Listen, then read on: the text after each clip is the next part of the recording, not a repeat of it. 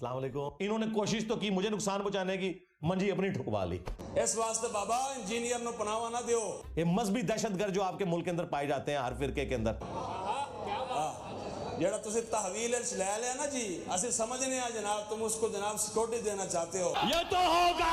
इसके बाद फिर ये लोग ये कहते हैं कि जी इससे यहूदो नसारा से एजेंसी से फंडिंग होती है और तुम उसको जनाब महफूज करना चाहते हो। ना ना नहीं नहीं, यहूदो नसारा आपको ये कहेंगे कि कुरान बुखारी और मुस्लिम पढ़ो तो तुम हदायत पा जाओगे।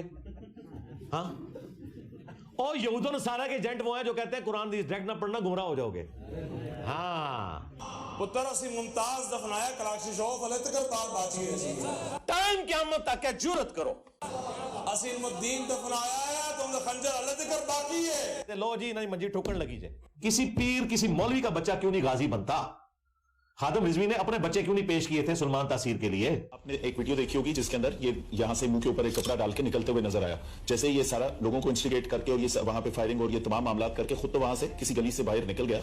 लोगों के बच्चों को वर्गलाते हो। और जिस मुफ्ती हनीफ कुरैशी की तकरीर से मुतासर होकर मुमताज कादरी ने अपनी दुनिया और आखिरत बर्बाद की कि उसने अपनी नौकरी के साथ नमक हरामी की, वो तो एफिडेविट लेके निकल गया। वो कहता मेरा तो ताल्लुक ही नहीं है मुमताज कादरी के साथ। वो सामने आया हुआ है एफिडेविट। और इसका पीर बाबा जानी उसने भी कहा कि मैं इस किस्म की एक्टिविटी को ऑन नहीं करता कि कोई शख्स वराए अदालत इस तरह कानून को हाथ में ले। इलियास कादरी साहब का भी बयान आया था। तो इस बात की तालीम देता आया हूं कि अगर खुदा ना खास्ता मुझ पर भी कोई जुल्म और ज्यादती हो, तब भी मेरे मुरीदीन और दावत इस्लामी वाले हरगिज हरगिज तशद्दुद और मुज़ाहमत और कानून की खिलाफ वर्जी का रास्ता इख्तियार ना करें।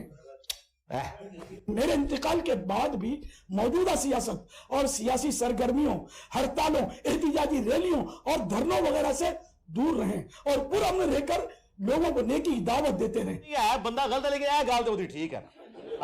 उदयपुर हिंद में होने वाले कत्ल के वाकये में भी क्योंकि दावत इस्लामी का नाम लिया गया है, इसलिए वजाहत करता चलूं कि यह भी चंद अफराद का जाती फेल और उनका पर्सनल मैटर है जिसका दावत इस्लामी से, मुझसे और मेरी तरगीब और तरबियत से कोई ताल्लुक नहीं। और अगर ये डिसीजन ना होता ना 2016 के अंदर, और वो भी 29 फरवरी को, ताकि बरसी भी 4 साल बाद आए, लीप का साल आए, तो गली गली आपको कत्लो गारत नजर आना था। पहली दफा स्टेट ने जुर्रत दिखाई, उस वक्त के प्राइम मिनिस्टर ने, आर्मी चीफ ने और चीफ जस्टिस ने, तीनों ने मीटिंग करके ये डिसीजन किया था कि इसको टांगना है। वैसे तो उस वक्त के आर्मी चीफ की नीयत ये थी कि नवाज शरीफ साहब को किस तरीके से बदनाम करें और बरेलवियों को इनके खिलाफ करें, उसके अपनी पॉलिटिकल गेंस थे। बहरहाल उसमें से खैर निकला। खैर ये निकला कि लोगों को पता चल गया और ये टांग भी देंगे जे। ਅਸੀਂ ਤੁਹਾਨੂੰ ਵੱਢ ਕੇ ਰੱਖ ਜਾਾਂਗੇ ਯਾਰ। ਕਿਹੜੀ ਗੱਲ ਹੈ ਜਨਾਬ, ਤੁਸੀਂ ਉੱਠ ਕੇ ਰਸੂਲullah ਦੇ ਬਾਰੇ जो मर्जी बकवास कर जाओ। ऐसी तैसी नहीं थोड़ी, क्योंकि ज़ाहिर है मैं तो 302 हूं, सीधी सी बात है। हाँ, मेरी लाइफ तो आपने कर दी वनरेबल, ठीक है। मैं तो अपनी जान हथेली पे रख के फिर रहा हूं, लेकिन तुम्हारी मंजी मैं ठोक देनी है, तुम्हारा कोई बाबा नहीं मैं छड़ना। हाँ, और फिर उसको तावील में ले लिया जाए, अरे कहानियां, फिर सिक्योरिटी में ले लिया जाए, अरे कहानियां, फिर हिफाजत की जाए, अरे कहानियां। नहीं होना जब तक रसूलुल्लाह का एक भी गैरतमंद गुलाम जिंदा है, हम तुम्हें काट के रख देंगे। इनके अब्बों ने चिश्ती रसूलुल्लाह कलमा पढ़ाया हुआ है, जिनके एक अब्बे ने कहा कि लिवाई आज़मु मिन लिवाई मोहम्मद, क़यामत के दिन मेरा झंडा मोहम्मद के झंडे से बड़ा होगा। हाँ, बायज़ीद बुस्तामी ने, जो ये कहता था सुबहानी सुबहानी मा आज़म शअनी, मैं पाक हूं मेरी शान कितनी बुलंद है। और उसके दिफा में फरीदुद्दीन अत्तार तज़किरतुल औलिया में लिखते हैं, और खुद इनके बड़े बुजुर्ग जिन्हें ये दाता अली हजवेरी कहते हैं, कश्फुल माजूब में लिखते हैं कि ये परेशानी वाली कोई बात नहीं है, उनके मुंह से अल्लाह बोल रहा था। तो इस किस्म के जिनके बुजुर्गों ने दावे किए हों, जाओ भाई उनके मज़ारों पे खड़े होकर उनकी कब्रों के ऊपर 295C कटवाओ। हसन मुमताज दफनाया है, कलाशिनकोव अलरेडी बाहर है। ये तो लेटेस्ट न्यूज़ है। इल्मुद्दीन दफनाया है, खंजर अलरेडी बाहर है। क्या क्या बोला तूने?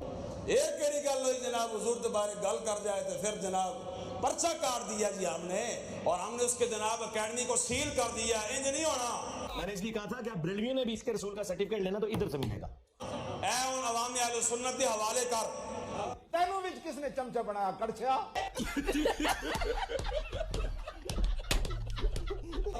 इन्होंने खुद अवाम अहले सुन्नत बत्ती चौक टंगेगी इंशाल्लाह। तू अपनी चमचगिरी अपने घर रख, कड़छे दे पुत्रा।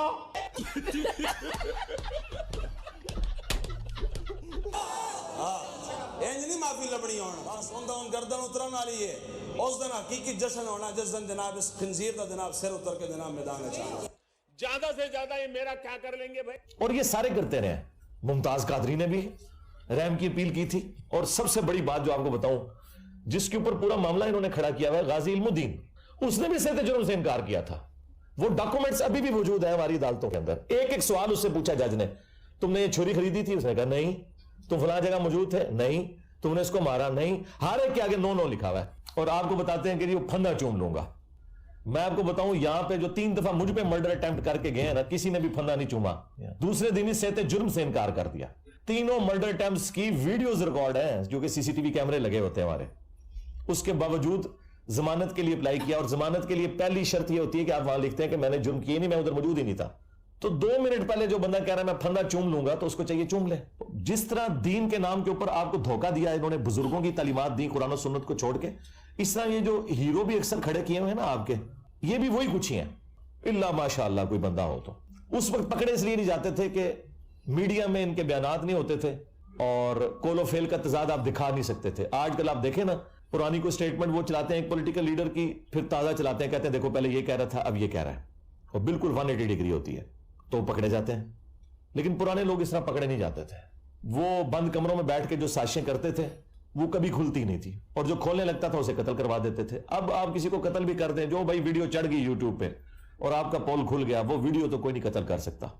वो बुजुर्ग मार देते, मैं जेड़े निगाह मार के ते चीजें गायब कर देंगे सब। हाँ, उनका कातिल मैं हूं। तो इल्मी तौर पे मैंने इन सबको अल्लाह के फजल से कत्ल कर दिया। मैंने क्या किया, अल्लाह ने मेरे जरिए कत्ल करवा दिया इल्मी तौर पे, अल्हम्दुलिल्लाह। तो इल्मी तौर पे मैंने इन सबको अल्लाह के फजल से कत्ल कर दिया। मैंने क्या किया, अल्लाह ने मेरे जरिए कत्ल करवा दिया इल्मी तौर पे, अल्हम्दुलिल्लाह। यही नहीं, अभी और सुनिए। अभी आपका सवाल क्या है? सवाल ये है कि आपने गाजी इल्मुद्दीन शहीद रहमतुल्लाह अलैह, मैं तो कहूँगा उनके मतलब आपने कहा जी, उन्होंने जब वो फंदा चूमा है या नो है उनका, उन्होंने कहा जी मैंने कत्ल नहीं किया, मैंने छुरी नहीं ली, ये वो चीज़ें हैं जो किसी जगह मेरे पास अवेलेबल ना है। आपके आपको पास मिल जाएंगे इंशाल्लाह। अगर हैं जी, अभी आप YouTube खोले, वो जो क्लिप है ना, वो मैंने बड़ी दफा सुना है। मैंने एक मेरी बात सुनो, वो जो क्लिप अपलोड किया ना लादा से, उसमें जो लाहौर की जो हाई कोर्ट है उसका डिसीजन, उसकी कॉपी भी लगी हुई है। अगर आपको उसका इमेज चाहिए वो लादा से मिल जाएगा। वो मुझे हाँ जी, वो आसानी से मिल जाएगा। और मैं आपको अगली बात भी बता दूं जी, ये जो हमने बात बताई है ना, ये बात काफी लोगों को पता है, लेकिन लोग जुर्रत नहीं करते थे बताने की। सबसे पहले जुर्रत की है एक सहाफी है बिलाल गौरी साहब, उन्होंने इस पर प्रोग्राम किया था, उन्होंने इस चीज को लोगों के सामने किया। उसके बाद मेरे काफी सारे स्टूडेंट्स जो है जुडिशरी की फील्ड में, जजिस में भी हैं और वो कला में, तो पिंडी हाई कोर्ट के एक वकील थे, वो मुझे मिलने आए, तो मैंने उनसे दोबारा इस टॉपिक को डिस्कस किया। मैंने कहा इस तरह एक सहाफी ने एक एक चीज डॉक्यूमेंट में दिखाई है, तो ये क्या ठीक है? उन्होंने कहा हाँ बिल्कुल ठीक है, डॉक्यूमेंट्स मेरे पास मौजूद है और हमने सर्टिफाइड डॉक्यूमेंट्स उस जमाने के निकलवाए। ज़ाहिर है ये कोई हज़रत ईसा अलैहिस्सलाम के जमाने की बात तो नहीं, इसको तो 100 साल भी नहीं हुए। अच्छा, वो डॉक्यूमेंट्स फिर बीबीसी ने भी शाया किए। इस वक्त भी अगर आप गूगल पे जाके लिखे ना गाजी इल्मुद्दीन से मुतालिक केस, उसका PDF अवेलेबल है। फिर हमारे एक स्टूडेंट ने सिर्फ मेरा वो क्लिप जो है अपलोड किया, उसमें उन्होंने वो नीचे डेट भी लगी हुई है 1929, और वो पूरे का पूरा डॉक्यूमेंट और सवाल उसके आगे जवाब, जो ओरिजिनल डॉक्यूमेंट है ना गवर्नमेंट का निकाला हुआ, वो उसके साथ लगा हुआ है, वो स्क्रीन पे नजर आता है। वो आपको भी वीडियो का लिंक बता देते हैं, उसमें भी नजर आएगा। अगर आप पास पड़ा है तो इनको दे दीजिएगा, मिल जाएगा। अच्छा ठीक हो गया जी। असि तो पहले के अंदर से जनाब इदारे नोट करें, ये औलिया अल्लाह की जनाब गुस्ताखियां करता है। गुस्ताखियां तो तुम्हारे बुजुर्गों ने की हुई है। चिश्ती रसूलुल्लाह पार्टी, कशुल माजूब की साहब और शुक्र की इबारतों वाली पार्टी। हुजूर के सहाबा किसने कितनी गुस्ताखियां की, क्या बोला तूने? हुजूर के अहले बैत कितनी कितनी गुस्ताखियां की। ओए तोड़ा के लेना देना अहले बैत नाल न सोए तू। अहले बैत दे दुश्मनों, मामू पार्टी, बनू मैया दे खिदमत गुजारो। जे उस वक्त नथ पाई होंदी ना, इस हद तक इन्हें पहुंचने नहीं सी आए। बोले आदु बिल्लाहि ताला, साहबा इकराम अली रिदवान का तारुफ ही आके इस उम्मत को हमने करवाया। तुम लोगों ने तो एक मामू की तारीफ और उसके नाम के ऊपर जलसे करके और नारा लगाते थे हकचार यार का, और अंदर बात होती थी सियासत मुआविया जिंदाबाद की, फ्रॉड मचा के रखा। साहबा इकराम कहना छोड़ो भाई, 3 बंदे हैं, ठीक है वो साहबी हैं, हम उन्हें रज़ियल्लाहु अन्हु भी कहते हैं, साहबा भी मानते हैं, हम अल्लाह के हुजूर दुआ करते हैं अल्लाह ताला उनकी गलतियों से दरगुजर फरमाए। लेकिन 3 बंदों के पीछे आप 1 लाख साहबा इकराम के जिनकी पांव की खाक हमारी आंखों का सुरमा, उनके बारे में हम पे ब्लेम लगाते हो कि हम साहबा इकराम के बारे में बोलते हैं। साहबा इकराम का मिशन तो हम लेके चल रहे हैं।